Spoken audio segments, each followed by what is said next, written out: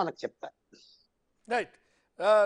బోరా నరసింహగౌడ్ గారు, అంటే ఇక్కడ రేపు లోక్సభ ఎన్నికలు కాంటెస్ట్ అనేది సరే పొలిటికల్ కాంటెస్ట్ అది. రాష్ట్ర ప్రభుత్వం మొన్న కొలువు తీరి నెల రోజులైంది. ఇక్కడ ఉన్నటువంటి ఆర్థిక పరిస్థితులు, ఇక్కడ ఉన్నటువంటి స్థితిగతులు, ఇక్కడ ఉన్నటువంటి ఇప్పటిదాకా జరిగినటువంటి గత 10 ఏళ్లుగా జరిగినటువంటి వాటి మీద వాళ్ళు శ్వేతపత్రం విడుదల చేసినటువంటి సందర్భం కూడా ఉంది. ఈ కాంటెస్ట్లో కేంద్రం నుంచి రావాల్సిన చాలా విషయాల్లో కొన్ని పెండింగ్ పడిపోయినాయి. వాటిని రప్పి అది హౌసింగ్ విషయంలో కావచ్చు, లేదంటే ఇరిగేషన్ విషయంలో కావచ్చు, కేంద్రం నుంచి ఏ అయితే రంగాల్లో ఏ శాఖల్లో అయితే అది రోడ్స్ అనే విషయంలో కావచ్చు, ఇట్లాంటి ఏ శాఖ నుంచి రావాలో వాటన్నిటినీ ఏకరవ పెడుతూ నెలలోనే 2 సార్లు కేంద్రం దగ్గరికి వెళ్ళి అటు ప్రధాని, హోంమంత్రితో పాటు ఇతర మంత్రుల్ని కలవటం అనేటువంటిది దీన్ని ఎకనమిక్గా చూడాలా, పొలిటికల్గా చూడాలా? మీ అబ్జర్వేషన్ ఏంటి?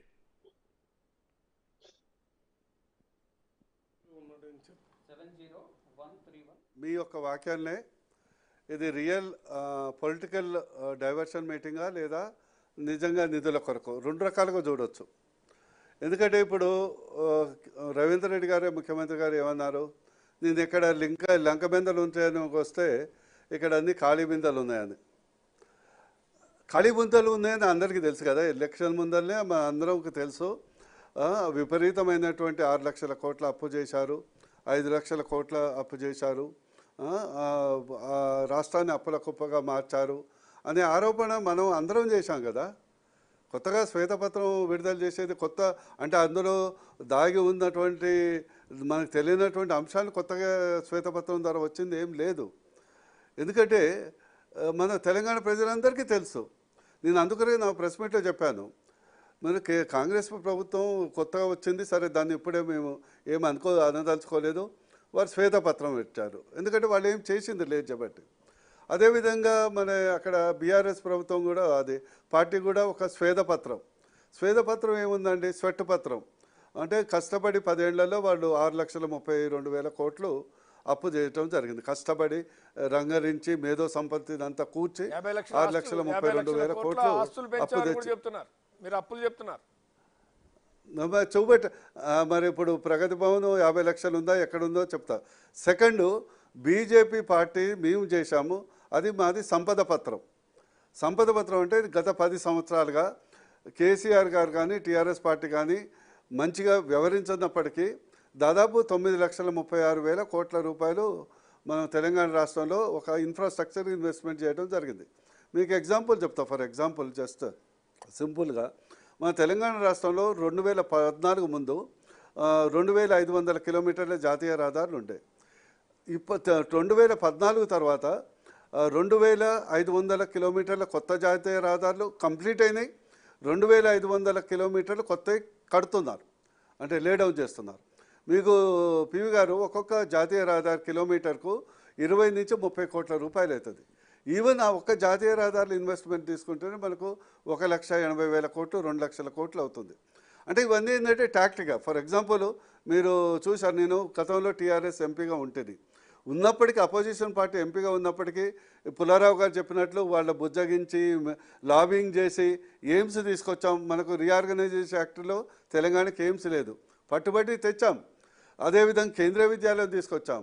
మేము నా యొక్క భువనగిరి కాన్స్టిట్యున్సీలో 400 కిలోమీటర్ల జాతీయ రహదారులు తీయగలిగినాం. అందుకొరకు ఇది వారు మరి రేవంత్ రెడ్డి గారు కేవలం పొలిటికల్ యాంగిల్గా పోతున్నారా? ఎందుకంటే ఇక్కడ చేసేది ఏం లేదు, ఇక్కడ ఉన్నది డొల్లా.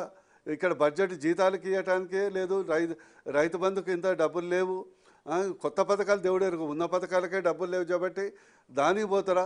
దీన్ని పొలిటికల్గా తీసుకోకుండా దీన్ని మనం కేంద్ర రాష్ట్రాన్ని మన దేశం ఒకటే కాబట్టి సరే ఎన్నికలప్పుడు ఏది విమర్శించుకున్నా మన దేశం మన తెలంగాణ ఇంపార్టెంట్ కాబట్టి అందరం కలిసిగా చేయాలి. నేను మీ ద్వారా తెలంగాణ ప్రజలకు విజ్ఞప్తి చేస్తున్నా. సరే 10 సంవత్సరాలు టీఆర్ఎస్కి అవకాశం ఇచ్చారు, ఈ కాంగ్రెస్ ప్రభుత్వానికి రాష్ట్రంలో మన అవకాశం ఇచ్చారు. ఈసారి అత్యధిక ఎంపీలు బీజేపీకి ఇవ్వండి, మేము రాష్ట్ర ప్రభుత్వంతో కలిసి. ఎందుకంటే నాలాంటి వాళ్ళు చాలామంది ఉన్నారు. అంతిమంగా ఎన్నికలు అయిపోయిన తర్వాత మా 10, 12, 15 బీజేపీ ఎంపీలు తెలంగాణ నుంచి ఉంటే రేపు ఎట్లాగూ తెలంగాణలో 2 సీట్లు తక్కువ వచ్చినా ఎక్కువ వచ్చినా మోడీ గారు ప్రభుత్వం ఏర్పాటు చేస్తారు చేపట్టి.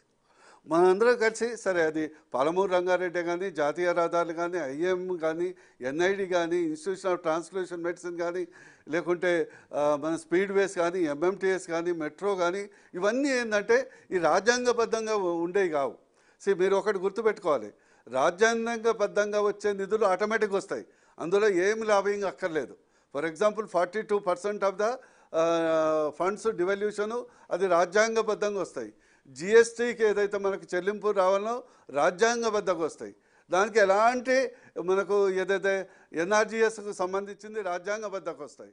ఇందాక మీరు అడిగారు ఒకటి చెప్తూ ఇండ్ల గురించి కేసీఆర్ అడగలే కదా, నేను తలా నోరేసుకొని మొత్తుకున్నా సార్. వాళ్ళు 2,60,000 మనం పక్కనున్న రాష్ట్రం 20 లక్షలు తీసుకుందాం, ఫస్ట్ టర్మ్ ఎంపీగా మీరు కూడా ఉన్నారు కదా చెప్పారు. దానికి ఏం కావాలి? నేను చేశాను కదా, ఎంతో విజ్ఞప్తి చేస్తే వినలే. లేదు మనం డబుల్ బెడ్రూమ్ కడదాము, వాడిచ్చేదేంది, అతను ఇచ్చేదేంది, ఇతను ఇచ్చేదేంది. లాస్ట్కి ఏమైంది? మనం లాస్ అయినాం కదా. లేకుంటే ఈరోజు 20 కాదు 30 లక్షల ఇండ్లు ఇవ్వడానికి కేంద్రం అప్పుడు కూడా సంసిద్ధంగా ఉండే.